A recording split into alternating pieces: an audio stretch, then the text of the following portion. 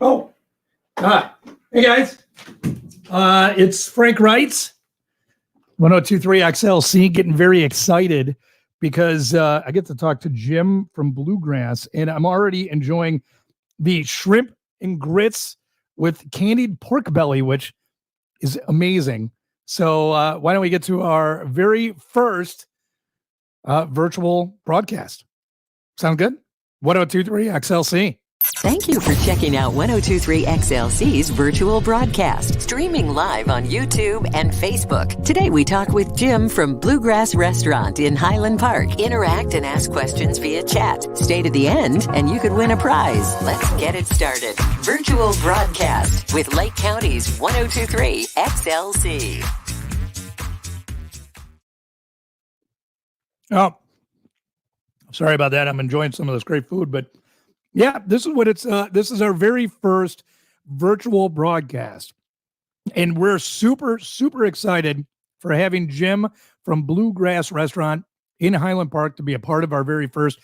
And if you stick around, we've got some gift cards to give away. We've got three $50 gift cards to Bluegrass that we're going to give away. We're going to give you a code towards the end. You put those in the comments, and we'll decide on a winner randomly. And good luck with that. But hey, let's talk to Jim. Jim, are you here with us? Yeah, I'm right over here. Hey. Hey, Frank, how you doing?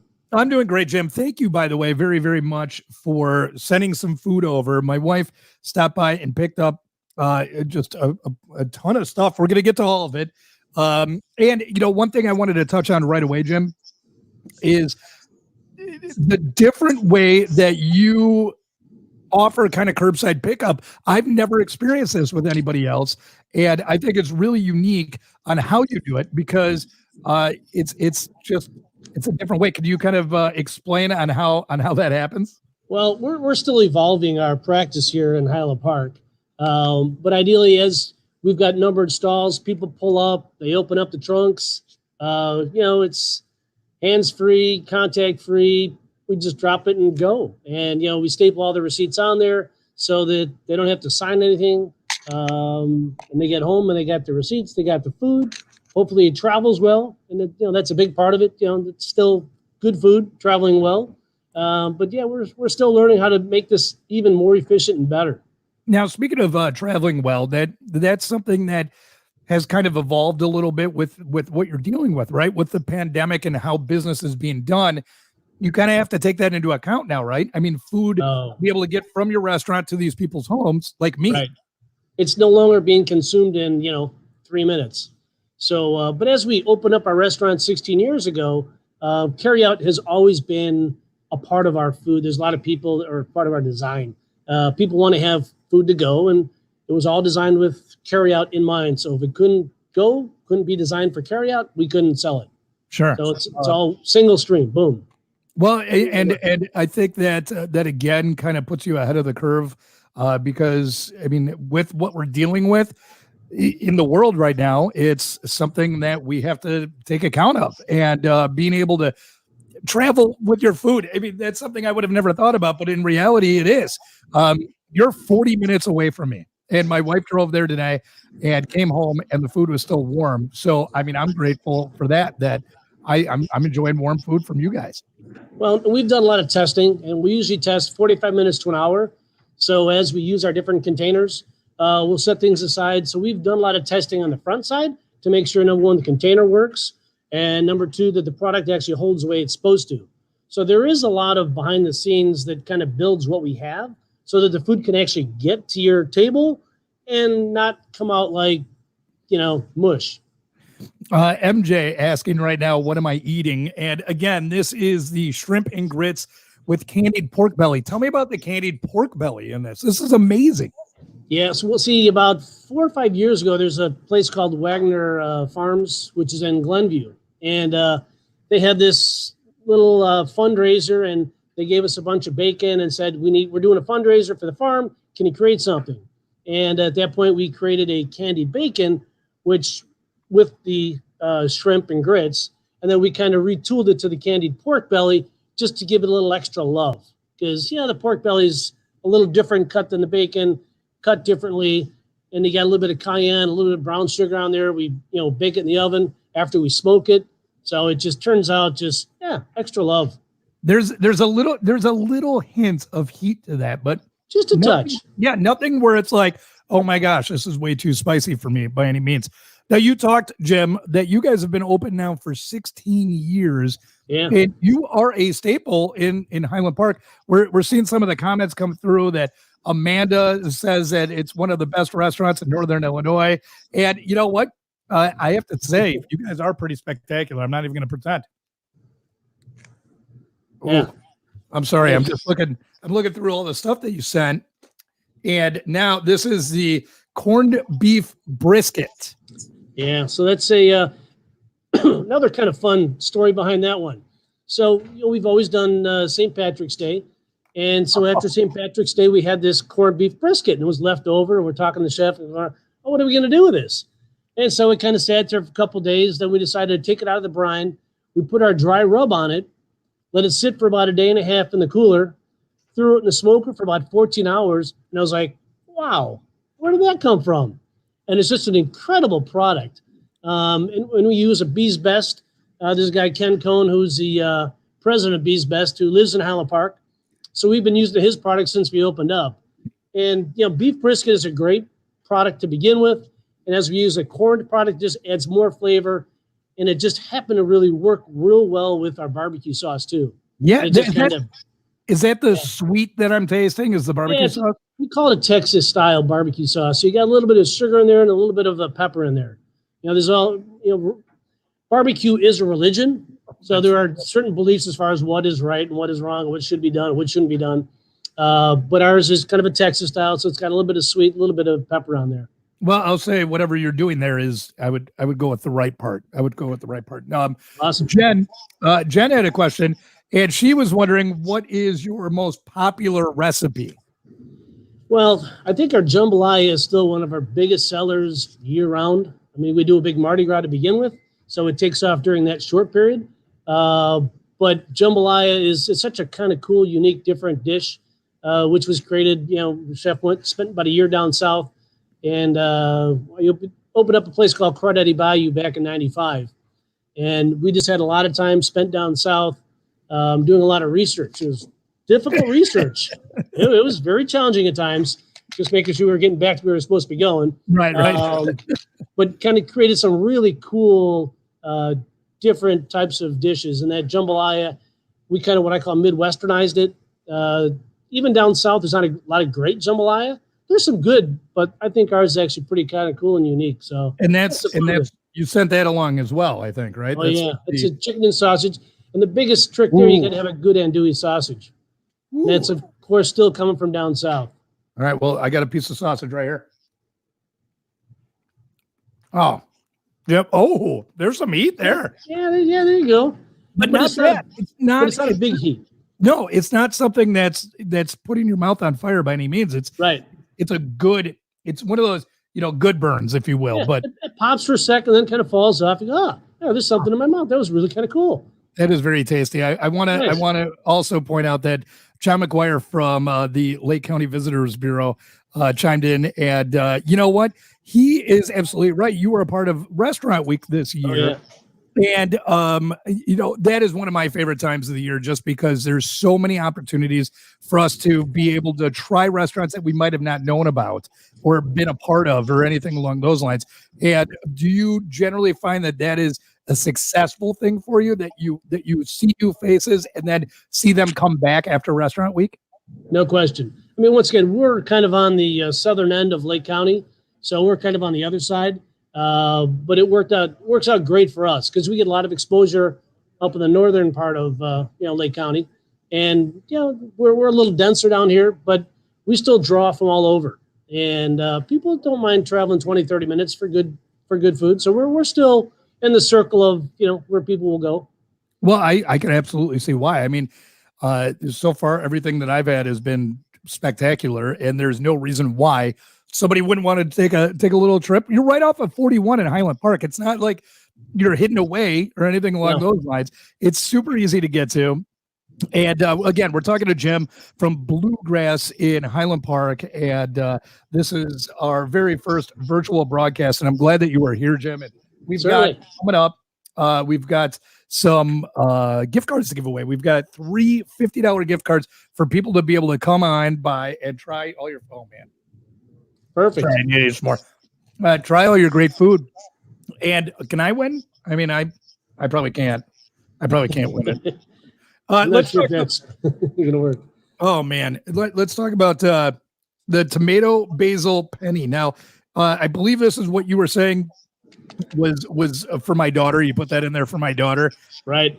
Which my daughter, sure she eats some. So don't eat the whole thing. Oh, don't worry. Well, no, she should worry a little bit. But look at the steam coming off of this, and that just proves the point about how well it does travel. And I wanted to try this. I'm like you were talking about. This is research to make sure it's okay for my daughter. Of course. You know. But oh wow. So that's kind of a cool dish, which actually came on the menu. That's another one. Good story behind this one. So we had this marinara pasta for probably the first 2 years we opened up. And then we started doing team dinners for the hockey team. You know, I play hockey. My kids play hockey. Still a Blackhawks fan. But when my kids were having their team dinners, you know, the parents were feeding them chicken wings and buffalo wing sandwiches and, you know, pizzas before these hockey games. I'm like, guys, why don't you come in here? We'll feed you a quick dinner. So we do the tomato basil penny pasta, which we called hockey pasta at that point in time. We just plain chicken and a little salad, and then they went to the game time and they played hockey. So this dish was actually created for the hockey team for the Giants back in 2005. Wow. And that's really good. Now and that sauce is all homemade, everything homemade. Oh yeah. Yeah. You could taste that freshness. You could absolutely taste that freshness. You could tell the difference between that and jarred. And you know what? I'm kind of a spaghetti snob. I'm Italian. We've got our family recipe, and that's right up there with it. I'm not even pretending. That is very tasty stuff. Now, Jim, I'm getting here to the orange chicken that you pass along. And I'm kind of noticing you guys have a huge variety of different foods too. Yeah, see, part of the idea was to create something unique and different. I mean, there's so many commoditized types of restaurants, but as we kind of create different flavor profiles, our food just kind of pops. And that orange chicken is something that, once again, went out with my chef numerous times. And he loved Asian, had an infatuation for Asian food. And we went to this one place, and I'm like, this is actually good, but if you change the recipe a little bit, and by the next week, we have this recipe already knocked out. And we're just kind of beating it up, chewing it up, going, yeah. He's like, I could do better than this. I can make a better orange chicken than these guys. Well, I got to tell you, you're right. And Sherry right here has proof of that too. She enjoys it as well. And I can see why. And, you know, like we were talking again about the traveling end of it. Right. The white rice that's in here is still nice and moist. It's not dried out or anything. So absolutely, these containers are working out. My wife, this is the thing that she was most excited about. Yeah, that orange chicken's good. And actually, that holds very well. And that's actually, even if it goes tepid, still very, very good. And we serve that. We do a lot of different non-for-profit types of fundraisers. And that's a good one to bring out. It's a kind of a little sleeper an item for us. All right. Jim, I'll tell you what my daughter was most excited about. Oh. And it's this dessert that can you tell me what this is? I'm gonna sample it before she gets to it. That's a chocolate chip bread pudding that has a Jim Beam cayenne whiskey sauce in there. And that was actually created back in 95 for Crawdaddy Bayou, which I worked at. And that was just a rock star. You know, when we first created it, it was kind of cool. It was supposed to be a company bread pudding that had dates and nuts and walnuts, and you know that was the original creation. But then it didn't sell as well, so we started putting some chocolate, started putting some different things in there, taking out the nuts and the dates, and just kind of went to a just good old-fashioned chocolate chip bread pudding. A little bit of the cayenne whiskey sauce. You know, it kind of tickles the back of your throat. Doesn't burn. You can feel it. That's amazing. This is really, yeah. And that's actually good for breakfast too. Well, I believe you, although I doubt highly it's going to be around for tomorrow's breakfast. I very much doubt that. So, Jim, what are some of the positive things you've seen from this pandemic? I know that's hard to kind of put it in that light, but there's all these disheartening stories out Right. about everything that's going on in the world, and it's absolutely true. But have you dealt with any positive experiences with how business has changed, how life has changed, anything like that? Well, we've once again been challenged here ourselves. But I've always believed it's change or be changed. And whether it's with the just dealing with the customers, one thing we've always been is more service driven than a lot of other restaurants. We're listening to our guests, we're talking to our guests. We answer the phone. We don't do a lot of the the Grubhub, the DoorDash. So we're actually listening to what they're wanting, and which is what we do in the dining room. So we're being more accommodating, and each day we sit down and we have a pregame before we go into the evening. Last weekend, Mother's Day weekend, we learned a lot of new things. We're making more changes in our restaurant for this week. I've still got my kitchen staff working probably about 85% of the hours they were working before. My wait staff are working pretty much about 4 to 5 shifts still. So we're keeping busier than most. We're working different. We're working harder. It's a different game. But we choose to try to figure out how to make this thing work better for us. Now, And we've been very fortunate. do you think that that you're going to be able to take some of these practices back when we get back to normal in the world that you could implement that will still work positively when people are able to come into the restaurant? Well, there's no question. And what is normal? And in 6 months, normal will be a different normal as well. Very true. So we just, once again, we take what we have, and we keep making daily changes, and nothing stays the same. And as we took a number of things off our menu because they didn't travel well, it's like, I don't want them to have that, like our calamari, which is fabulous. But calamari after 35, 40 minutes isn't quite the same when it's fried. Sure. It just doesn't have that same yummylicious flavor. Hey, that's a good word. I like that. So once again, we're making changes every day, and we added more parking stalls. We started out with the first, we were 7, and now we're up to 14 because we've got more cars pulling up. And you pull up, man, what number are you in? I'm in 7. Boom, comes right out, and things work pretty seamlessly for the most part. Although we do have our own hiccups internally as well, but. Sure. I mean, things are still going to happen, as you've mentioned. Right. We're all still learning how to navigate through all of this. So, why not, right? Why not try different things and utilize different options and everything along those lines? And something that might be important to a lot of people is liquor sales. You're able to provide some of these drinks to your customers as they order and get curbside pickup, right? No question. So as our wine list was about 85 different bottles, and our beer list about 40 different, all craft. We're all American, so it's all craft microbrews, and our wine list is all the smaller kind of wineries, although Camus is a little bit larger than most.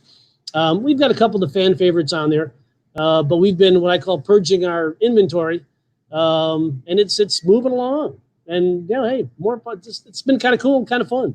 Yeah, right. And I'm sure a lot of your customers just appreciate that convenience. Like, hey, it's one-stop shop. I don't have to go to the grocery store or liquor store to pick up anything. It's all right there, and it comes with my meal. So, and we've got some great wines, some great cabs and Pinot Noirs. They're $15, $20 a bottle, and they're all great bottles. You don't have to guess, wonder. We've only got a couple to choose from, and $15 for a bottle of wine. That's not a bad price. No, and especially if it's going to be something tasty. Right. You're not going to the store and guessing about what you're going to get. I wanted to ask you, Jim, about this particular meal because it looks obviously very Asian inspired and looks amazing. So could you tell me about this?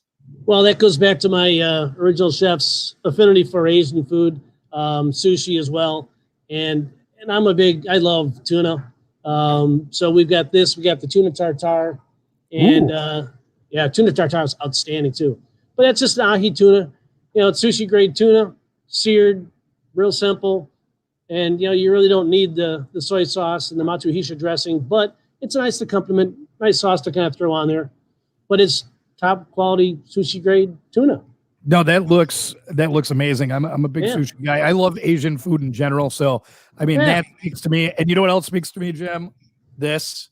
Oh, and we've been really kind of racking our brain trying to figure out how we can get back to doing some boils because we're doing 6 or 7 of these a year, but we're trying to figure out how to bring these back online. But our boils have been very successful. They're very busy. We're getting 50 to 60 people, sometimes 70 in the boils. So social distancing isn't quite happening there, but once it gets warm out, we're thinking our parking lot might be transitioned. We'll put some tables out there, be able to do this with some great social distancing. Maybe we'll do some carryouts. You can just take a couple pounds of shrimp home. So we're trying to get some vendor support behind it as well, because that just adds to the fun of it. Oh yeah, I mean, I've been to one boil in my life, and it was a good time just to be a part of it, and just the massive amount of food that comes along with it. And it's so good. It is so good. So that's one thing I have not had from you guys yet, but let me know when that comes up because I'm going. And a couple weeks ago, we smoked an alligator. So we've had we just kind of do things, kind of have fun. And if they're doing it down the street, we're not going to do it. So, we always try to create new, unique, different items to make it fun and, create a little bit more excitement. Sure. Let's talk about how people could get in touch with you. What is the best way for people to check out your menu, get details about where you're at so they can figure out how far they're going to be traveling or how far they're not going to be traveling? Right. What's the best option? Well, our website, bluegrasshp.com, and it's HP as in Highland Park, is got all of our contact information, as well as our menus. And our menu does change regularly because as we add soft shell crabs, that comes and goes. You got Copper River salmon, which is about to be brought in. That's hopefully within another week or so. So we're always adding new, different items to the menu. And then, we're centrally located here right in the middle of nowhere. We're like in a little industrial park right across the street from the Highland Park Police Station, right by the old Solo Cup, Craftwood Lumber. So it's kind of a neat little area, but we're all by ourselves. No one's around us except for the Highland Park Police Station, but they're never there. Because they're always at your place eating food, aren't they? Yeah, they do pop in on occasion. But I got to tell you, going back to just the distance, I'm at the very western tip of Lake County, and there's no doubt in my mind that we'll be visiting you quite a great deal just because of what I've sampled here. This is just the tip of the iceberg. I know it. And I can't wait to try more. And, and maybe some of this guy. Oh, tight head too. So, and as we partner up, Bruce did one of our crawfish boils a couple of years ago. And we try to partner up with local guys. And we had Only Child in here as well. Oh, okay. They got some great beer there as well. So we partner up with local breweries and wineries out of California, which aren't local, but they're real local wineries. But we were all about craft beer. I mean, I'm from a beer family. My great grandfather started a brewery back in 1918. We've got Tavern Pal, which is still being brewed for us. So we do some things with beer and we have fun with it. Jim, Ashley is asking here if you have delivery as well. We do, just local, unfortunately. So the west side of Lake County, we might not be able to make it out there, but Highland Park, Deerfield, easy. Yeah. Great. And the easiest way, you were saying that you don't deal with those delivery services, so they just Correct. call you? And just give us a call. 847-831-0595. We answer the phones. It's kind of unique and different in this day and age. Right. We're on the 30-day program with DoorDash, so we'll be on for another week or so. But once they start putting on their rates, we'll let them go. Yeah, there you go. Well, and there's nothing wrong with that because we want that money to stay in your pocket as a local business owner anyway. So, get delivery, get takeout. It's worth the drive. I'm telling you, it absolutely is worth a drive. And we've got some gift cards to give away, Jim. And I really wish I could win, but that's okay. I'll let it go. You can still come back. No, don't worry, man. I'm coming back. But this is what you need to do. You need to put the word Bluegrass in your comments. And what we'll do is we will randomly draw 3 winners to be able to enjoy some great food from Bluegrass in Highland Park. It's $50 gift cards that I have up for grabs right now. And I will personally drop them in the mail from my very own home to the winners. All you have to do is put Bluegrass in the comments. And after the broadcast is done, we will we'll draw our winners and get in touch with you and hook you up with those gift cards. And Jim, I think that is a super generous thing for you to do, and you can get a ton of food at your place for that $50 too, can't you? Oh yeah, no, it goes a long way. And since we've got a very unique and different menu, you can do tasters and samplers of a lot of different items to kind of taste through it, so you don't have to make a full commitment. So as what you got some smaller portions, and we do them on a regular basis, so you can kind of try a number of different things and have some fun and just go, yeah, well, I don't want to make a full commitment, don't want to get a full slab of ribs. But our ribs are awesome too. Well, and we're not even a smokehouse, but we're still smoking a case or 2 a day of ribs. Oh my gosh. Over Mother's Day weekend, we did about 35 smoked chickens just on Sunday, and we did over 50 slabs of ribs. So we do our fair amount of smoked meats. That's awesome. Yeah. And I was going to say the one benefit about these taster portions that you've got too is that like in my family, it's just me, my wife, and my 7-year-old. No, I'm sorry. My daughter turned 8 on Sunday. I got to get that straight. Otherwise she'll come running in here and yell at me. But it's the 3 of us, and each one of us kind of has different palates, if you will. My wife is more in line with me, but this gives us an opportunity to almost have like a family style meal and try all these different things. Although there's not going to be much left for my family when we're done. I'm not gonna pretend about that. But Bluegrass in the comments, get that in. Jennifer asked real quick if people could pick up food from you. Absolutely. Could you tell us your hours when you are making tasty food, please? So we're closed on Mondays, and then Tuesday through Friday from 11 to 1:30 for lunch. I'm sorry, 11 to 1 for lunch, and then dinner Tuesday through Thursday is 5 to 7:30, and on Friday and Saturday, 5 to 8, and on Sunday, 4 to 7:30. Awesome. And then I'll tell you one more secret. On Sunday, we've got this smoked chicken. We've been selling out before Sunday the last couple of weeks, and we keep increasing our production, but we're trying to catch up. So we're getting there slowly but surely. It's a great product for Sunday. So, it sounds amazing. Chicken. Of course, we sold out, so we didn't have any to give to you to try today. So sorry about that.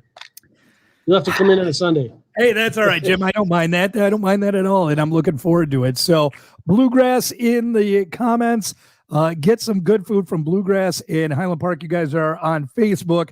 You are online, bluegrasshp.com. They could give you a call, 847-831-0595.